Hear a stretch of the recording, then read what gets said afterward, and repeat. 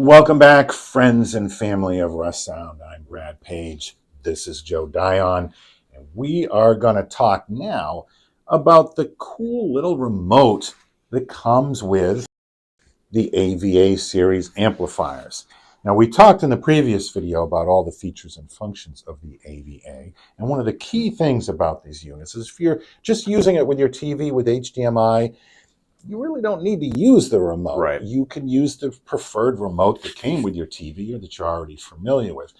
But if you want to take advantage of some of the other features, like the other inputs or some of the audio selections that you can make, well, those are things you're going to need the Russound remote for. So to make sure you have a better idea of when and when not to use the Russound remote, we thought we'd do a quickie little video here covering the AVA remote. So Joe, take it away. Really pretty simple remote.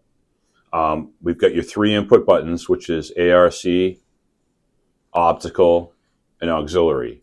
And even though ARC is typically, if you've got that built into your TV with CEC control, again, like we've said over and over again, if that's all you're using, you don't need this remote. But if you are going to use like the optical and the auxiliary, then you're going to need to select the ARC button to get back to it.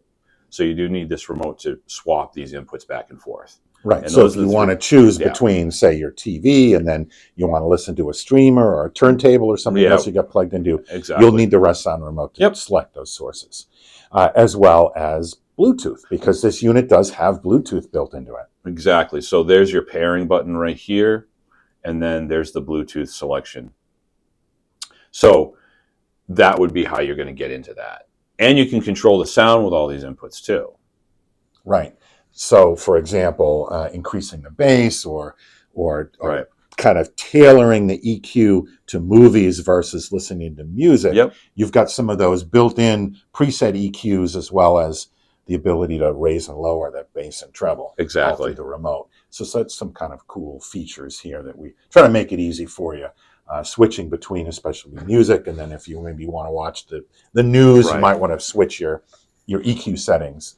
Right, and depending on the situation of the installation, there may be a situation where you're like, hey, I kind of would like this to run my TV, at least some of the basics of the TV. So this does have a learning TV control built into the top of it.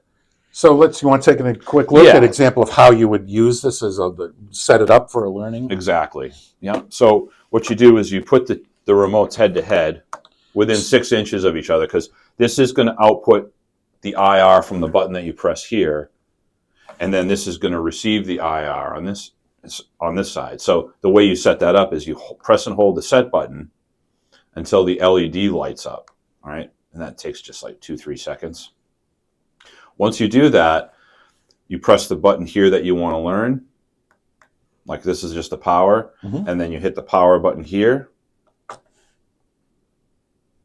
And once that's done, it lets you know that it's all set. Right. So you can configure your AVA remote to do the basic commands that your TV remote does. So if you don't want to switch between 2 different remotes, you can kind of just use the AVA remote for that. Pretty standard process, right? Yep, that's it. So that's a quick look at the features and functions of the AVA remote. We'll be back again soon with another video, so keep watching. Thanks.